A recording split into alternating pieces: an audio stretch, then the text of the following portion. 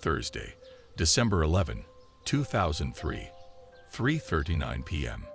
For the previous 12 years, my father had been ill on and off. He'd had cancer, aneurysms, and heart problems in the past. He always emerged from each battle with the same strong, positive attitude that he entered it with. My mother and I never doubted that Dad would be fine, even as we waited for him to emerge from a surgery that was more likely to kill him than save him. He had all of his aneurysms removed by February of this year. He had a mechanical aortic valve, and he had been cancer-free for over 5 years. He'd resumed his social activities and was in better spirits than we'd seen him in years. So when my mother and I both heard the same young, male voice call, we were in different parts of the house and on different days. We knew we were going to lose someone, but not Dad. We tried to figure out who it was and could only think of my sister, who had recently won a battle with breast cancer. But that didn't feel right, so we just sat back and waited to see who it was. My father began to feel ill about a week after we heard this voice. He'd lost a lot of weight in what seemed like days and had become extremely tired and agitated. We both pushed him to see a doctor and get checked out. He did, and his doctor ordered brain and full-body CAT scans, as well as a variety of other tests. Everything was fine, but Dad didn't feel quite right. This happened in June. In August, as I sat in the car waiting for my mother, I was overcome with a sense of loss. Who are we losing? I wondered aloud, but I had no feelings for anyone in particular. I had a feeling we were going to lose someone close to us. I knew who we were losing when my father told me at 1:30 a.m. Tuesday that he thought he had a bowel blockage and needed to go to the hospital. He told me to take my time on the way to the hospital. When I asked him if he was certain, he said there was still time. I knew he wouldn't return this time. I stayed with him in the emergency room while they ran tests. He did have scar tissue that was obstructing his intestine. They'd admit him and schedule surgery for him. The ER doctor pulled me aside and told me that this would be extremely difficult for Dad. I was astounded because this was not the first time they had to remove scar tissue from him, and it had never been a major concern in the past. But this wasn't like any other time I'd brought him to the hospital. I was grateful to this doctor, with whom I had never spoken before, for assuring me that my intuition was correct. That morning, I literally stood next to my father for 4 hours while they finished the tests, and he waited for a room. He had been holding my hand the entire time and had become so weak that he could only speak in hushed tones.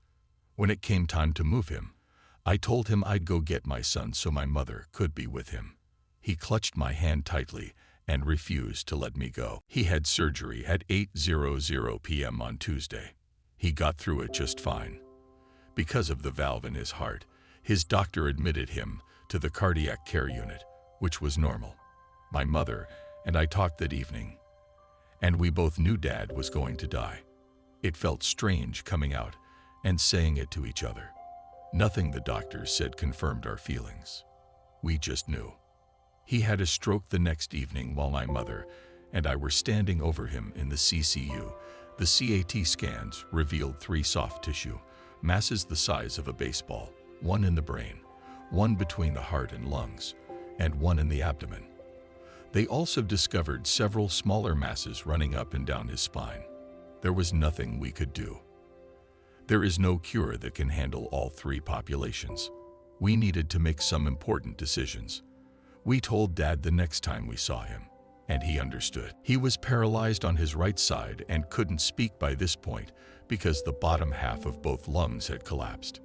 He was able to communicate by pointing to letters and using facial expressions.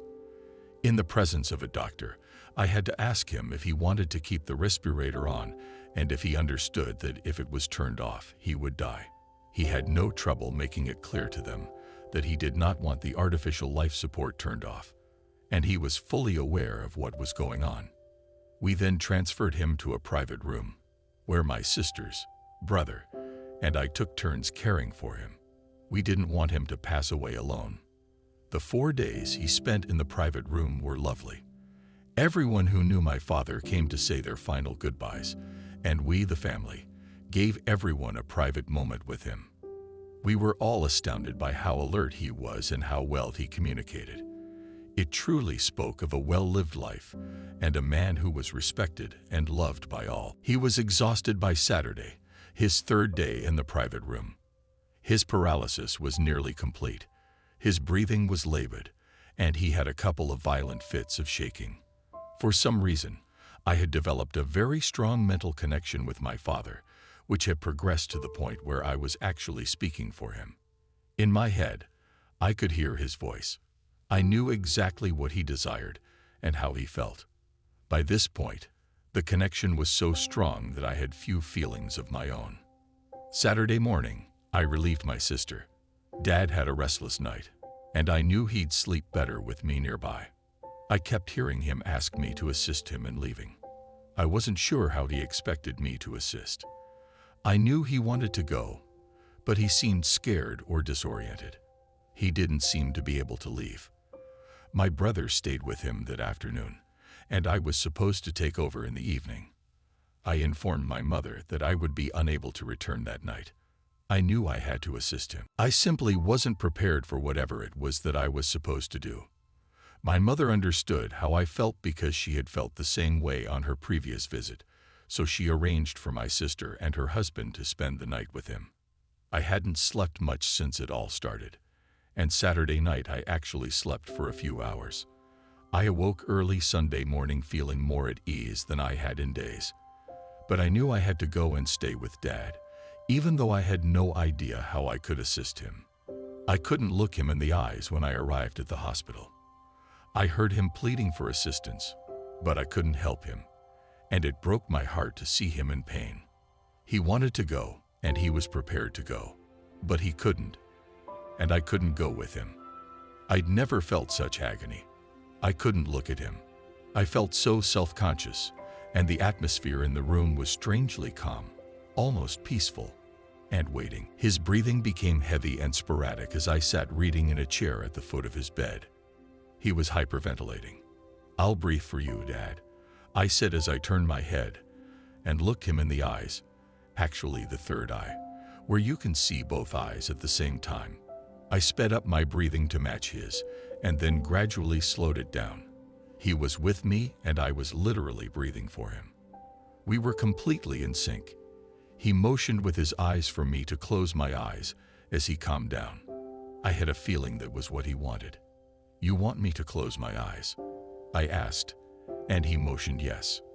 I closed my eyes and turned my head back, resting it against the back of the chair. In my conscience, I felt rather than saw my father. That's the only way to put it. There was a vague outline of a figure, but I recognized it as my father. I could tell he wanted me to take him or assist him. "I can't go all the way," I said verbally, "but I'll go as far as I can." We then moved through what appeared to be a tunnel, the walls bluish-gray smoke gently moving clockwise. I was trailing behind my father. We arrived at a location that I can only describe as a massive wall of purple and black swirling plasma. It appeared in front of us. We were standing on a dark floor.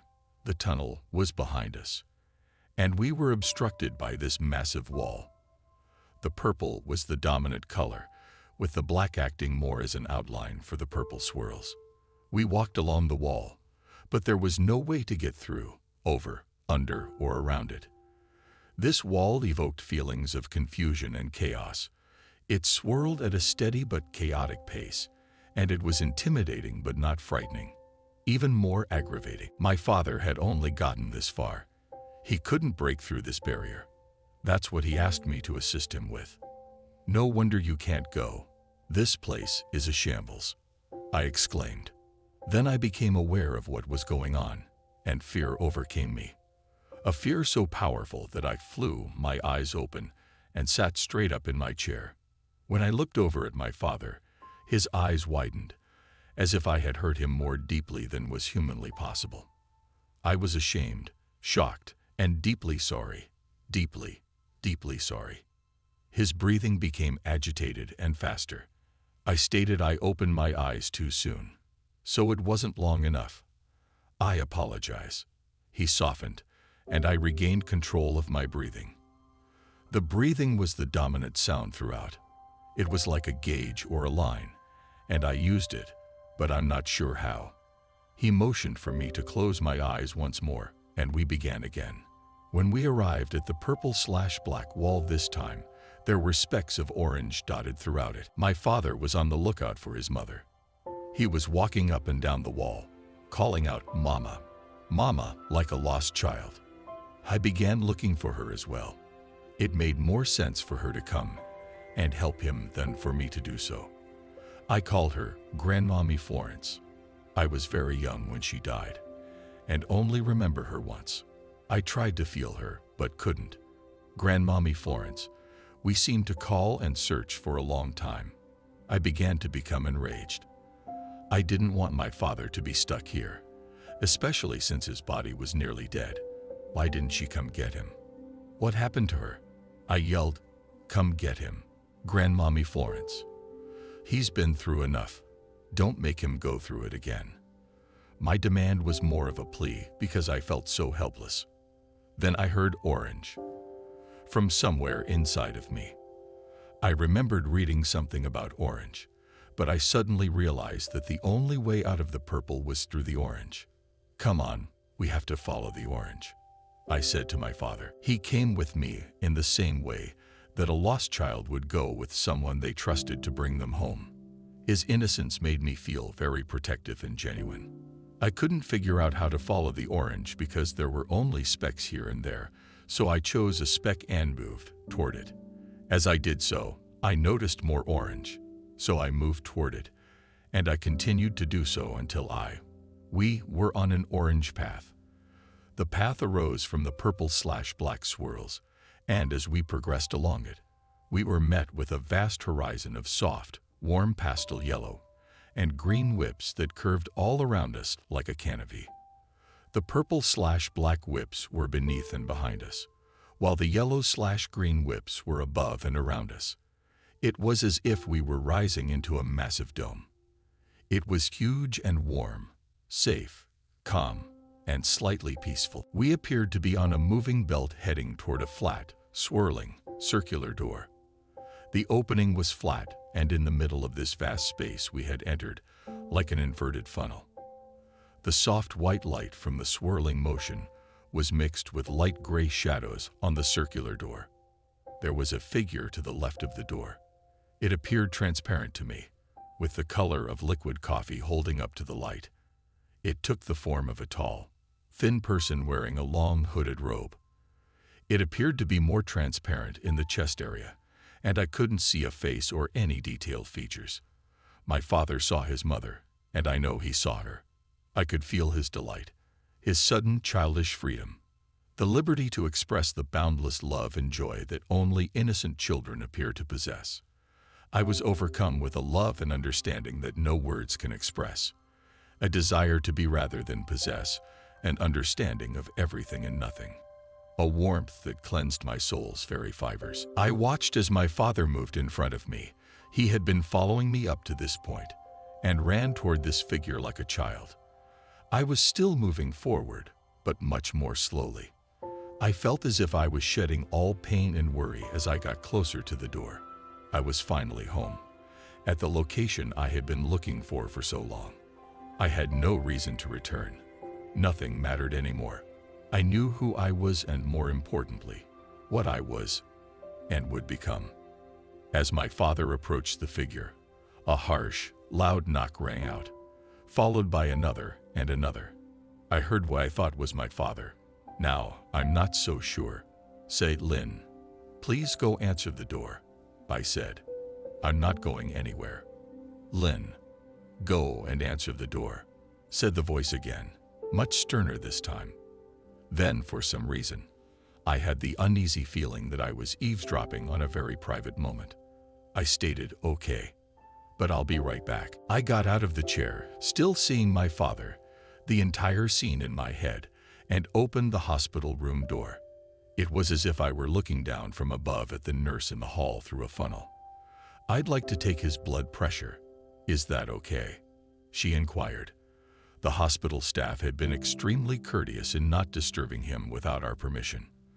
I looked at her, tears streaming down my cheeks, and said, "He's leaving now. I'm with him. He just found his mother. He's leaving right now." The nurse looked at me for a moment before saying, "Are you okay? Is there anyone I can contact? Can you deal with it? Are you serious?" I stated it's lovely, and I agree with him. Of course, I'm up to the task. Then she added, "I had a feeling you were psychic. I had a feeling you were." Then she began to tell me about how her mother died while she was not present, but she knew when it happened. I didn't want to offend anyone, so I said, "I have to go back. I want to be with him." She squeezed my arm and said she'd be right outside the door if I needed anything. I shut the door and returned to my chair, my father's breathing slow and calm. I leaned back and closed my eyes. I was back on the orange path, but this time I was further away from the door than when I had left. My father and the figure had just stepped into the light. "Bye, honey, and thank you," my father said. As they approached the light, his breathing slowed. I knew he'd stop breathing. I watched them move further into the light and heard my father's last breath.